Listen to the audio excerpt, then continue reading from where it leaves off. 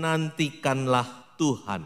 Mengapa kita harus menantikan Tuhan? Dan bagaimana kita harus menanti? Ayat yang pertama, mari kita baca di dalam Mazmur 25 ayat yang ketiga. Sebuah jaminan yang luar biasa dari firman Tuhan. Dikatakan, ya, semua orang yang menantikan Engkau takkan mendapat malu. Haleluya. Tidak akan dipermalukan. Kalau kita menantikan manusia, mungkin kita akan dikecewakan. Tapi kalau kita menantikan Tuhan, Tuhan tidak pernah mengecewakan. Amin. Tuhan adalah Allah yang setia. Kalau Dia berjanji, Dia akan menggenapi. Haleluya.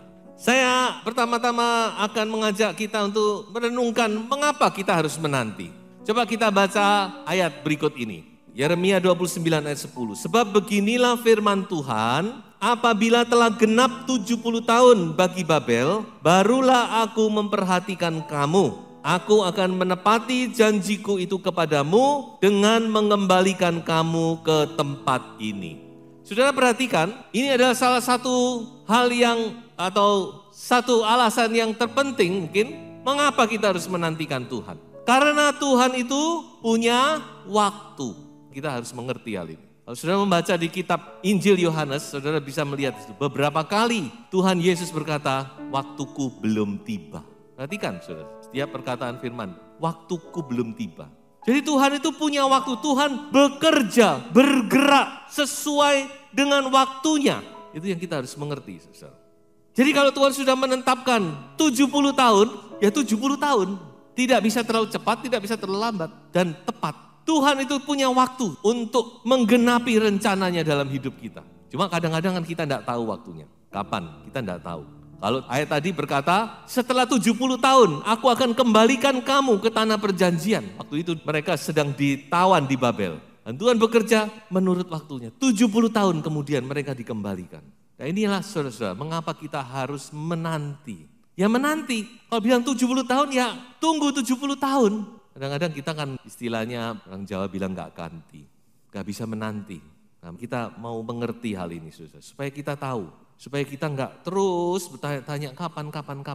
Tuhan itu punya waktu, time schedule-nya Tuhan itu punya. Secara global juga secara pribadi dalam hidupmu. Dan satu hal yang saudara perlu mengerti dan ini menjadi satu penghiburan bagi kita, bahwa Tuhan itu tidak pernah mengulur-ulur waktu. Kalau Tuhan bilang 70 tahun, ya 70 tahun. Dia akan tepat waktunya. Begitu tepat, begitu presisi waktu. Tidak lebih 1 hari, tidak kurang 1 hari. Itu Tuhan kita. Walaupun sudah 70 tahun. Kalau Tuhan ngomong 70 tahun, pasti 70 tahun. Ini ada satu cara tadi dalam firman Tuhan, bukan? Dikatakan waktu bangsa Israel keluar dari Mesir, dikatakan tepat pada hari itu Tuhan membawa Israel keluar dari Mesir. Menurut Anda hari yang mana? Saya percaya Tuhan menunjuk kepada janjinya kepada Abraham. Dalam Kejadian pasal 15. 400 tahun keturunanmu akan diperbudak di negeri asing. Saya yakin 400 tahun yang lalu Allah berjanji. Dan 400 tahun kemudian pada waktu yang pas tepat hari itu Tuhan genapi. Haleluya. Itu Tuhan saudara. Walaupun 400 tahun, Tuhan enggak, ya 400 tahun, ya kira-kira nanti tahun sekian. Tidak, itu manusia. Baru setahun ke depan kira-kira berapa ya? Oh kira-kira tahun ini, kira-kira. Kalau Tuhan enggak ada kira-kira. Nah ini yang harus kita mengerti cara Tuhan kita bekerja, saudara. Supaya kita tidak gelisah. Kapan ya? Gelisah terus. Nah itulah sebabnya saudara, kita mau melihat sekarang tentang bagaimana sikap kita menanti. Ini penting saudara. Dan penantian kita yang terbesar adalah menanti kapan Tuhan akan datang kembali menjemput kita semua. Itu penantian setiap orang percaya. Karena Tuhan berjanji, I'm coming soon. Aku akan datang segera. ada 3 sikap yang penting yang saya bisa sampaikan. Bagaimana sikap kita dalam menanti Tuhan. Yang pertama adalah sabar. Ibrani pasal 6 ayat 15 dikatakan Abraham menanti dengan sabar. Dan dengan demikian ia memperoleh apa yang dijanjikan kepadanya. Sabar, amin. Sabar itu artinya apa? Artinya tenang, tidak gelisah. Memang menanti itu tidak mudah. Orang yang menanti itu dikatakan 1 menit rasanya seperti 1 tahun. Ya, lama sekali 1 menit itu lama. Itu kalau orang menanti. Tapi kalau enggak menanti, 1 tahun kayak 1 menit. Seperti yang dikatakan dalam kitab Kejadian itu. 7 tahun seperti 7 hari katanya. Nah inilah yang pertama saudara, kita harus sabar. Hati kita tenang, tidak ngomel, tidak bersungut-sungut. Itu artinya sabar saudara. Tenang menanti, tidak tergesa-gesa. Amsal berkata orang yang tergesa-gesa akan salah langkah. Berapa banyak kita melakukan kesalahan karena apa? Karena tergesa-gesa. Dan firman Tuhan berkata orang yang tergesa-gesa akan salah langkah. Sudah bisa baca dalam Amsal 19 ayat 2. Jadi sabar itu penting. Firman Tuhan mengilustrasikan kesabaran itu seperti petani. Dalam Yakobus, petani itu sabar. Karena mereka hidup dari bercocok tanam, bertani. Ya, mereka sudah belajar, artinya menanti itu mereka sudah tahu. Makanya sabar. Petani itu sabar, dia harus menanti. Kalau 6 bulan ya 6 bulan, 4 bulan ya 4 bulan, enggak bisa. Walaupun dipupuk dengan pupuk tingkat tinggi, ya enggak bisa, tetap harus menanti. Ada waktunya, ada musimnya. Jadi kita juga harus belajar ini kesabaran. Ya menanti waktunya Tuhan. Amin. Itu yang pertama. Yang kedua, firman Tuhan berkata tekun. Sabar, tekun. Wahyu pasal 3 ayat yang ke-10.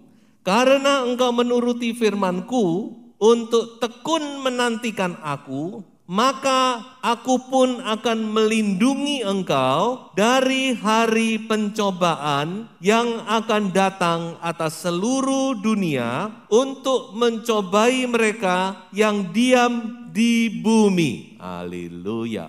Ini perkataan Tuhan kepada sidang jemaat Philadelphia, sidang jemaat teladan.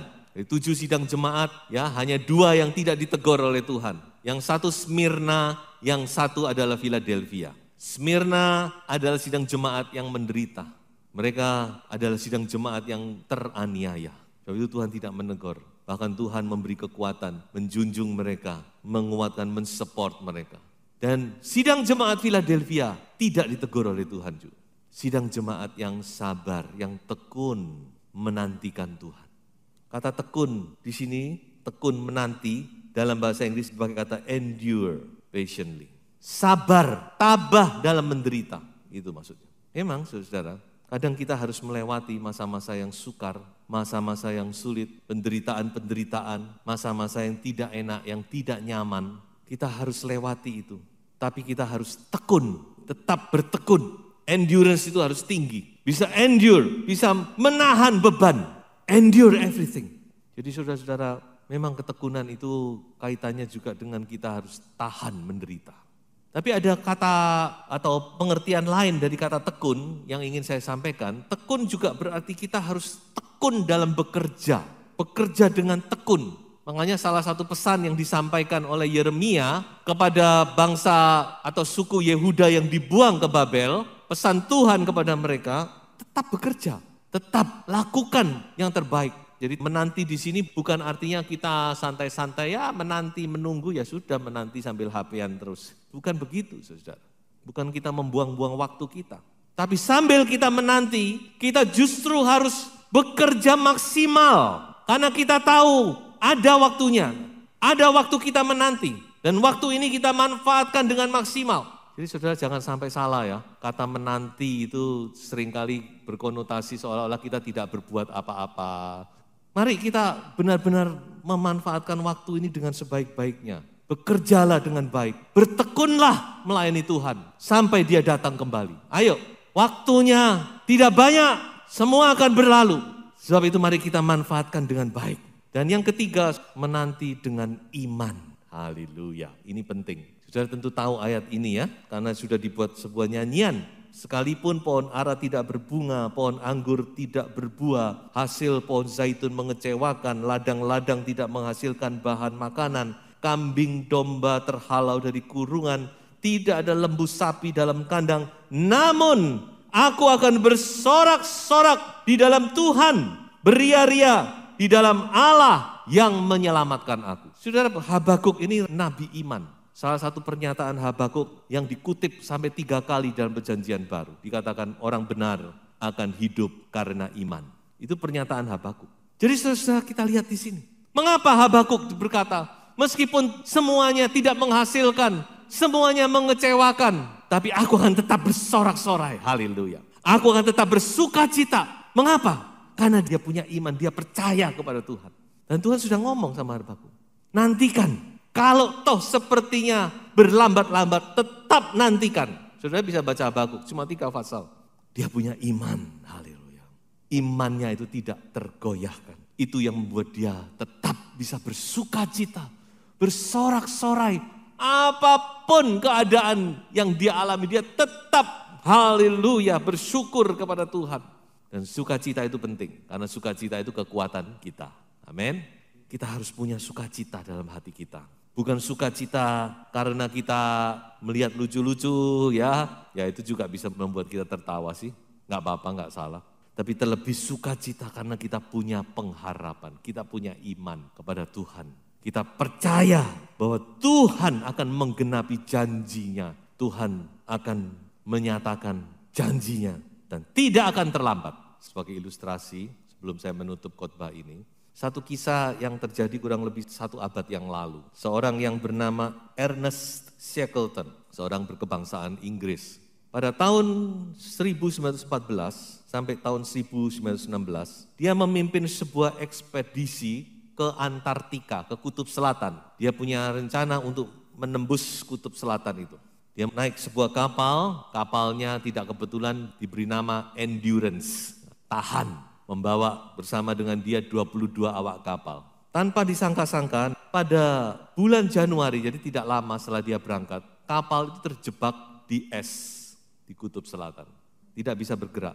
Sehingga akhirnya mereka harus terjebak di situ dan kurang lebih setahun mereka di situ, saudara. Mereka menantikan kalau sudah es mencair mungkin mereka bisa melanjutkan perjalanan. Jadi Shackleton dan 28 orang ini akhirnya selama hampir setahun tinggal di Kutub Selatan. Ya tentu nggak nyaman tentunya. Sambil menanti es mencair. Tetapi saudara yang dinantikan tidak kunjung tiba, malah pada bulan November tahun 1915 karena tekanan, karena es itu tidak mencair akhirnya semakin menekan kapal itu, akhirnya kapal itu pecah dan karam. Mau tidak mau mereka meninggalkan kapal satu-satunya tempat mereka tinggal itu. Dan mereka harus mengungsi ke sebuah pulau yang tidak berpenghuni, namanya Pulau Elephant. Ini pulau kecil yang tidak berpenghuni. Sambil mereka menantikan pertolongan. Mereka berbulan-bulan tinggal di situ dan tidak ada pertolongan. Saudara, memang tidak ada yang lewat di situ, kapal nggak ada yang lewat. Sementara makin hari makanan makin menipis. Hingga satu saat Shackleton yang dipanggil bos oleh teman-temannya memutuskan untuk mencari pertolongan. Karena kalau terus-terus itu pasti mati semua. Sudah tidak ada lagi harapan di situ. Pulau itu sudah tidak ada kapal yang lewat di situ ya. Mereka juga tidak punya, sekarang ada alat-alat komunikasi yang canggih. Mereka nggak punya, 1 abad yang lalu ini. Maka pada bulan April 1916, Shackleton mengambil resiko. Bersama dengan 5 orang yang lain. Jadi 6 orang mereka naik satu-satunya kapal Skoci ya. Shackleton mencari pertolongan. Dan untuk itu saudara Shackleton harus menerjang samudra Antartika hanya dengan perahu kecil. Berupaya mencapai satu pulau yang dinamakan South Georgia. Pulau yang berjarak dari Elephant itu kira-kira hampir 2000 km. Shackleton menyeberangi samudra Antartika. Bahkan dia sampai di pulau itu dia masih harus mendaki gunung untuk ketemu dengan sebuah stasiun. Di situ ada stasiun penangkapan ikan paus.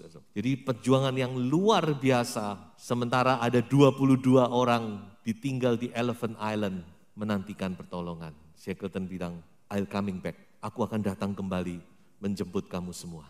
Nah ini sebuah perjuangan ya. Kalau Shackletonnya mati, Ya sudah, 22 orang enggak ada harapan sudah. Tuh.